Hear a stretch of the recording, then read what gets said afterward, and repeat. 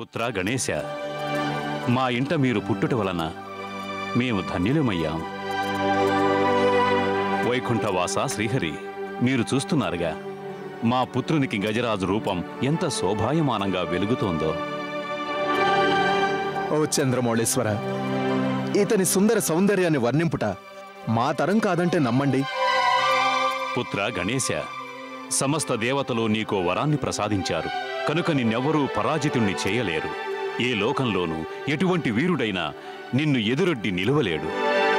ఓ గజాలన, మీరు కేవలం శక్తి సామర్థ్యమందే కాదు, సకల విద్యలయందు ప్రథములై భాసిల్లుతారు.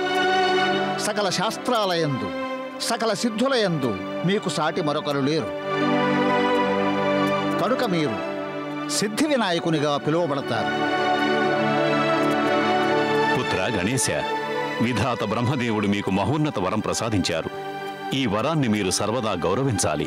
ఇక మా సమస్త దేవతలు మీ శరణార్థులమైనాము. మీకు మరో విన్నపం, మీరు సదా దేవతల పక్షం వహించాలని మా ఆకాంక్ష. తండ్రి గారు, సమస్త దేవదేవేరులు మాకు వరాలిచ్చారు. మరి మా తల్లిగారు మాకు ఎటువంటి వరాన్ని ప్రసాదించరా? వారి ఆశీర్వాదం మాకు లభించదా? మేము వారిని దర్శించుకోవాలని తపిస్తున్నాం.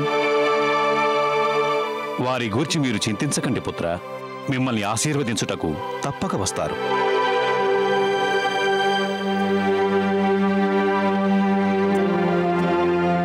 ఏమైంది మహాముని విశ్వకర్మ? తల్లి పార్వతీదేవి ఎక్కడ?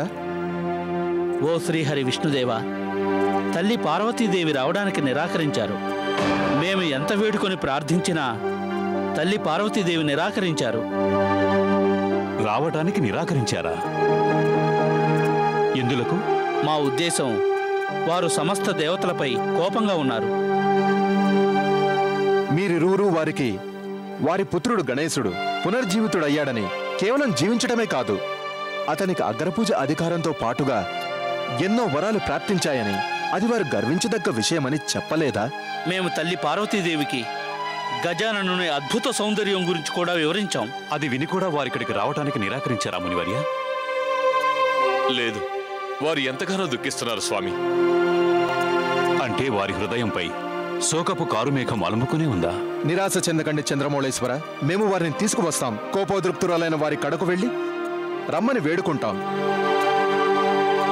మా ఉద్దేశంలో మనమందరం పార్వతీదేవి సమ్ముఖానికి వెళ్ళి వారిని స్తుతించడం మంచిది. వైకుంఠవాస శ్రీహరి, ఓ బ్రహ్మదేవ, మీరిరువురు పార్వతీదేవి వద్దకు వెళ్ళి వారిని శాంతింపమని, కోపాన్ని విడనాడమని చెప్పండి. ఒక్కసారి వచ్చి గణేశుని సౌందర్యాన్ని చూడమనండి, తనని ఆశీర్వదించమనండి.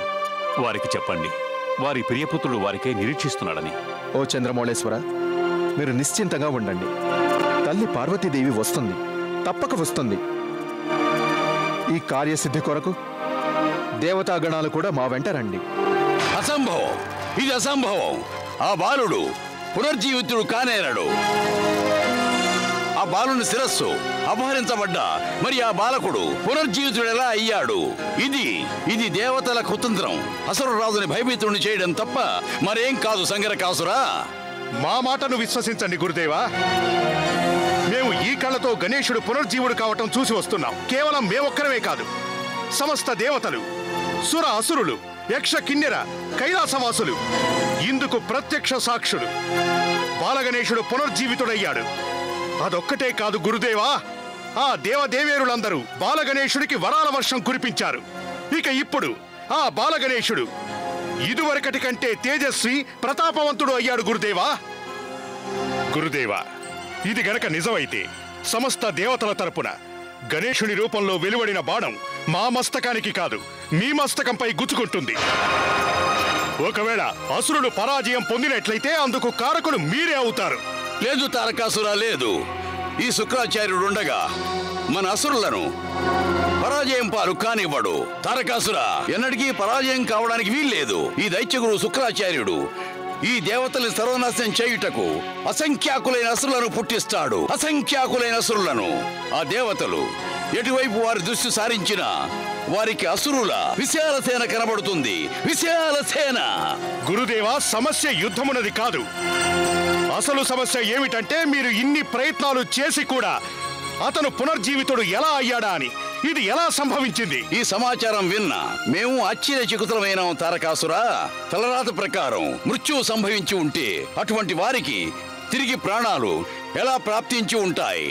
తారకాసురా, మేము ఇప్పటికీ విశ్వసించలేకపోతున్నాము. గణేశుని మృత శరీరంలో ప్రాణం పోసిన వారు ఎవరు? వారు శిరస్సు లేని శరీరానికి ప్రాణం పోసిందెవరు? మేము కాక మరెవ్వరు? ఎవరు గణేశుని పునర్జీవపు ప్రయత్నం చేసింది ఎవరు? వారు సంగరకాసురా. మహాదేవుడు గురుదేవా, మహాదేవుడే. ఆయనే మృత్యువాత పడ్డ తన పుత్రునికి సరికొత్త రూపాన్ని ప్రసాదించాడు. ఇక విష్ణుదేవుడు ఆ మృత శరీరానికి ప్రాణం పోశాడు. ఆ బ్రహ్మదేవుడైతే అతన్ని అగ్రపూజాధికారిగా నిర్ణయించి అతని శిరస్సుపై కిరీటం ఉంచాడు. మేము విచిత్రమా? ఏమిటా విచిత్రం? తండ్రి గారు, గణేశుని శరీరానికి అమర్చిన శిరస్సు మానవునిది కాదు, జంతువుది. జంతువు శిరస్సా? ఏమిటి అంటోంది? ఏమిటి సంగరకాసురా? ఒక మానవుని శరీరానికి జంతువు శిరస్సును అమర్చడం అసంభవం. ఏ జంతువు శిరస్సు అది? గజరాజు శిరస్సు గురుదేవా, గజరాజు శిరస్సు. గజరాజు శిరస్సా? అవును గురుదేవా, గణేశుని శరీరానికి గజరాజు శిరస్సునే అమర్చారు. గణేశుని శరీరానికి గజరాజు శిరస్స. ఏమిటి రహస్య లీలా వినోదం? ఆ గజరాజుపై మాకు ఎప్పటి నుంచో అనుమానం ఉంది. ఎందుకంటే మాకు తెలిసినంత వరకు ఆ గజరాజు అసురుల పాలిటి అశుభ సూచకం, అసుర సామ్రాజ్యానికి వినాశకారిణి అది. ఆ గజరాజు గురించి మీకు ఇలా ముందే తెలిసినప్పుడు ఎందుకలా ప్రాణాలతో విడిచిపెట్టారు? వధించి ఉండవలసింది కదా. తారకాసురా, మీ ఈ ప్రశ్నకు సమాధానం మీ వీరపుత్రుడిస్తాడు. మేము ఏనాడు గజరాజుని వధించమని సంగరకాసురుని పంపాం. కాని ఇతను సూర్యుడు, వీరుడు, మహాయోధుడు. ఒక బాలుని చేత పరాజయం పొంది వెనుదిరిగాడు. దాని పరిణామం జటిల సమస్యగా మారి మన ఇరువురి ముందు నిల్చుంది. ఆనాడు సంగరకాసురుడు మా మాట విని గజరాజును గనక వధించి ఉంటే ఈనాడు ఈ సమస్య మనకెదురై ఉండేది కాదు. ఆ గణేశుడు ఇలా పునర్జీవితుడయ్యేవాడు కాదు. ఏమిటి? ఏ మృత్యువు లేకుండా అమరత్వాన్ని వరంగా మేం పొందామో ఇక ఇప్పటి నుండి మృత్యు భయంతో మేం జీవించాలంటారా? ఎవరు చెప్పారు తారకాసురా? మృత్యు భయంతో జీవించమని నీకెవరు చెప్పారు? ఇక నీవు అన్ని భయాలని విడిచిపెట్టు. ఎందుకంటే ఏ దేవతలు వాణ్ణి పునర్జీవితుడిని చేశారో అతను పార్వతీదేవి అంశగా పుట్టినవాడు, శివ పార్వతుల పుత్రుడు కాదు. ఇది మన పాలిట అదృష్టమనుకో తారకాసురా. ఆ దేవతలు పార్వతి అంశలో జన్మించిన వాడిని జంతురూపునిగా మలిచారు. కనుక పార్వతి దీనిని ఎన్నటికీ అంగీకరింపరు. ఇక ఈ ప్రక్రియ దేవతల పాలిటి శాపంగా పరిణమించనుంది.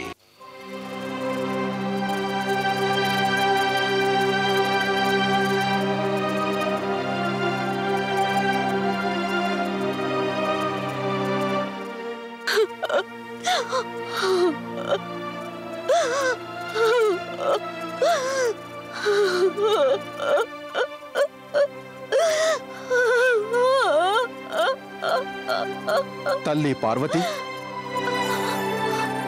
మీరు విలపిస్తున్నారా? మీరు ఆనందించాలి కదా తల్లి. ఎందుకంటే మీ పుత్రుడు గణేశుడు పునర్జీవనం పొందాడు. మా ప్రియ పుత్రునికి ఒక గజముఖం అమర్చి మీ సమస్త దేవతలు జంతువుగా మార్చేశారు. పైగా ఇప్పుడు మా వద్దకు వచ్చి ఆనందించాలంటున్నారా? ఓ జగజ్జనని, ఒక్కసారి మీరు మీ పుత్రుడిని వచ్చి తిలకించండి. గజానుడిగా రూపుదాల్చినా తన ముఖాన ఎంతటి తేజస్సో. మా యందు దయవుంచి మీ దేవతలందరూ ఇక్కడి నుంచి వెళ్ళిపోండి. మా పుత్రుని అందం గురించి చెప్పి మమ్మల్ని ఆకర్షితులు చేయలేరు. తల్లి పార్వతీదేవి, బాలగణేశుని పట్ల మా తీరు అది ఊహించని సంఘటనే అయినా అది మీకు తెలుసుగా తల్లి. దేవతలపై కోపగించుట వల్ల లాభమేమిటి తల్లి? పార్వతీదేవి తల్లి, మీరే ఈ జగత్తుకు స్వయాన బుద్ధి స్వరూపులు. ఈ విశ్వమందు మీ దయకాంక్షించని ప్రాణి లేదు కదా తల్లి. ఈ విషయం మీకు తెలుసు. ఈ కార్యముల సిద్ధి పొందుట నిశ్చయింపబడినదే కదా. ఓ జగజ్జనని, మీ హృదయమందలి కోపావేశాలను త్యజించి మీ పుత్రుని చూడండి. మీ పుత్రుడు అత్యంత పరాక్రమవంతుడు, మహాబలి, శూరుడు, వీరుడు కూడా తల్లి. మీ పుత్రుడు దేవత అందరికంటే ఎక్కువగా సన్మానింపబడతాడు తల్లి. అమ్మా పార్వతి, మీరు ఏ గజానన పుత్రుని కొరకు విలపిస్తున్నారో రేపు అదే పుత్రుని తలచి గర్విస్తారు. రేపు గజానుని ద్వారానే సమస్త విశ్వముందు మీకు కీర్తి లభిస్తుంది. ఎందుకంటే ఈ పుత్రుడు మీ వరాల స్వరూపుడే కదా తల్లి పార్వతీదేవి. ఓ ప్రభు, మీ మహిమ అద్భుతం. మీ మహిమలకు మేమేమిటి? స్వయానా మహాదేవుడే ప్రసన్నం కాక తప్పదు.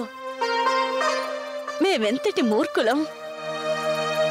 మీరు మా పుత్రుని పునర్జీవింప ప్రయత్నిస్తుంటే మేము మీ పట్ల దురుసుగా మాట్లాడాం. మీరు మా పుత్రుని పునర్జీవితుడిని చేసి మాకు ఎనలేని ఉపకారం చేశారు. మీరు ఈ ఉపకారాన్ని మేమెన్నటికీ మరువలేము. ఓ తల్లి, బాలగణేశుని పునరుజ్జీవింపజేయుట మా పరమ కర్తవ్యం. మా వరప్రభావం చేత తమ పుత్రుడు అమరత్వాన్ని సొంతం చేసుకున్నాడు. సమస్త దేవతల యందు ఆదరణీయుడైనాడు. ప్రథమ పూజకు అర్హత పొందాడు.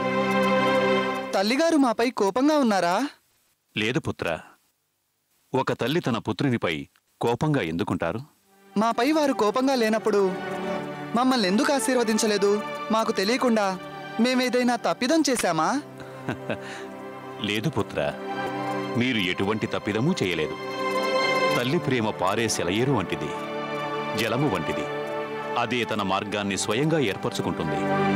తల్లి ప్రేమ గనక పరవళ్లు తొక్కితే దానిని ఆపుట ఎవరితనం కదు. చింతించకు పుత్ర. పార్వతీదేవికి మీ పునర్జీవనం వార్త అంది ఉండే ఉంటుంది. వారు తప్పక వస్తారు. లక్ష్మీదేవి, మాకు మాత్రం ఏదో చింతగానే ఉంది. మీరెందుకు చింతిస్తున్నారు మహాదేవా? ఏమీ లేదు లక్ష్మీదేవి. పార్వతీదేవి తన పుత్రుని ఆశీర్వదించుటకెందుకు రాలేదా అని మా ఉద్దేశం. వారు మాపై ఇంకనూ కోపంగా ఉండి ఉంటారు. వారు మమ్మల్ని క్షమించరు. లేదు చంద్రమౌళేశ్వర, గిరిజానందిని మీపై కోపంగా లేరు. వారు మిమ్మల్ని క్షమించారు కూడా. గౌరీ, తల్లిగారు, గణేశ,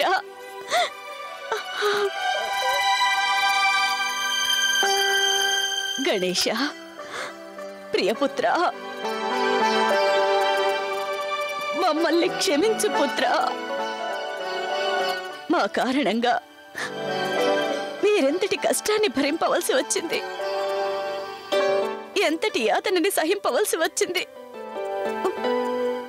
ఎన్ని కీడుల్ని ఎదిరించి ఉంటావో.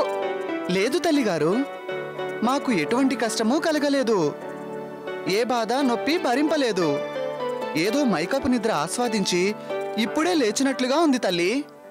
అసలు ఏం జరిగిందో కూడా మాకు తెలియదు. మాకు తెలుసు పుత్ర, మీరెన్నో కష్టాలు భరించరు. మా ద్వారా ఎంతో దుఃఖం వాటిల్లింది. కానీ నీవు అన్ని కష్టాలను ఇష్టంగా స్వీకరిస్తున్నావు. నీవు మహోన్నతుడివి పుత్ర, మహోన్నతుడివి. నిన్ను మళ్ళీ పొంది మేము ధన్యులమయ్యాము. ధన్యత్వం పొందింది మేము తల్లి. మిమ్మల్ని మళ్ళీ చూడగలిగాం. సదా మీ ఆజ్ఞను పాలిస్తాను తల్లి. తండ్రి గారిని మిమ్మల్ని సేవించుకుంటాము. గౌరీ, అందమైన మీ పుత్రుడు కిరీటధారి అయి ఎలా ఉన్నాడో చెప్పండి. స్వామి, మేము ఇంత చక్కటి రూపాన్ని ఏమని వర్ణింపగలం చెప్పండి. ఇంతటి సౌందర్యవంతుడవుతాడని కల్లో కూడా అనుకోలేదు. ఓ బ్రహ్మదేవా, విష్ణుదేవా, మేము ధన్యులమయ్యాం.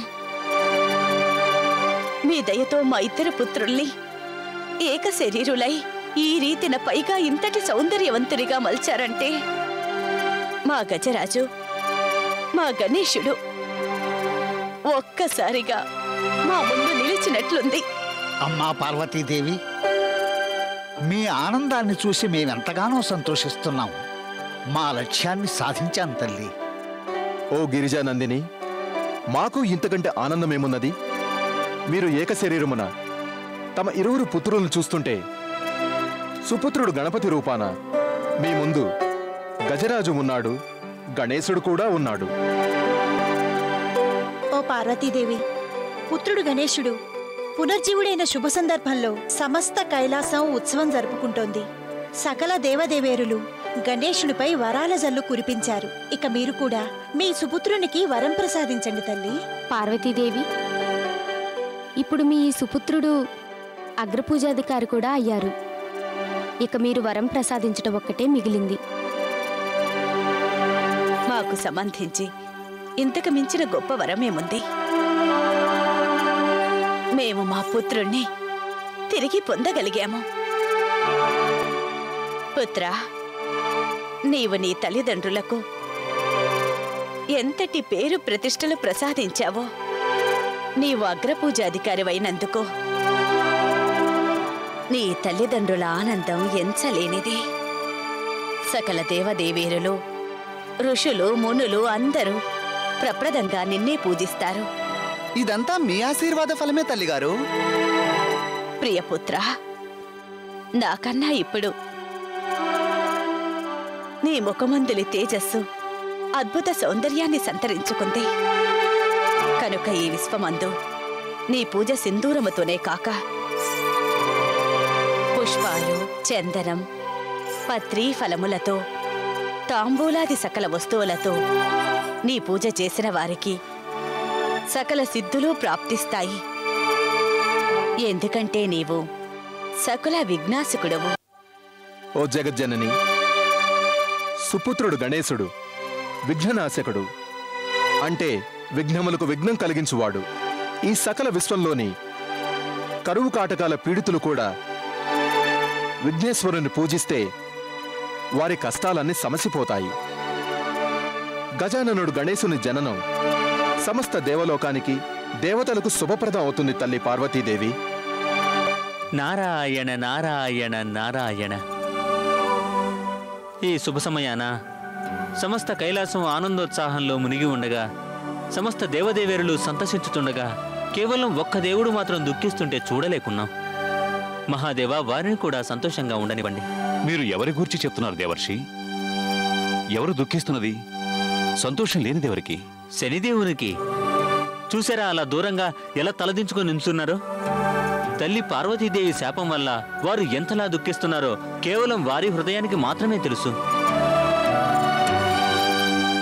అమ్మా గిరిజానందిని, ఓ జగజ్జనని, దయతో ధర్మరీతిని పరికించిన మీరు మా పుత్రుడు శనిదేవు నిష్కారణంగా శపించాడు. మా పుత్రుడు నిర్దోషి తల్లి. మీరతన్ని క్షమించి మీ దయార్థ దృష్టి సారిస్తే మీ ఉపకారం మరోలేము తల్లి. ఓ జగజ్జనని, సూర్యదేవుని విన్నపాన్ని మన్నించండి. సూర్యపుత్రుడు శనిదేవుని క్షమించి అతన్ని ఆనందోత్సవంలో పాలు పంచుకోనివ్వండి. మీరిచ్చిన శాపానికి నివారణ ఉపాయం తెలుపండి. ఓ విధాత, మా వాక్కు అప్రతిహతం. దాని నుండి నివృత్తి పొందడం అసంభవం. లేదు తల్లి, ఏదో ఒక ఉపాయ మార్గం తెలియజేయండి. సూర్యదేవుని పరిస్థితి తిలకించండి తల్లి. విధాత, మేము శాపం ఒక్కటే కాదు, వరం కూడా ప్రసాదించగలం. మా శాపానికి విముక్తి ఒక్కటే. అది మేము శనిదేవునికి మా వరం చేత సంతోషింపజేయుట. శనిదేవా, మేము మీకు వరం ప్రసాదిస్తున్నాం. ఇక మీరు శ్రీహరి విష్ణుదేవుని ప్రియునిగా భాసిల్లుతారు. మా యొక్క వర ప్రభావం చేత సకల గ్రహాల రాజవుతారు. యోగ్యులలో పరమ యోగ్యులవుతారు. మీ హృదయంలో సదా శ్రీహరి విష్ణుదేవునిపై భక్తి వెళ్లి విధిస్తుంది. ఓ జగజ్జనని, మీ ఈ వరాన్ని స్వీకరించి మేము ధన్యులమయ్యాం. ఈ వరమున కన్నా మాకు ఇష్టమైనది మరొకటి లేదు తల్లి, మరొకటి లేదు.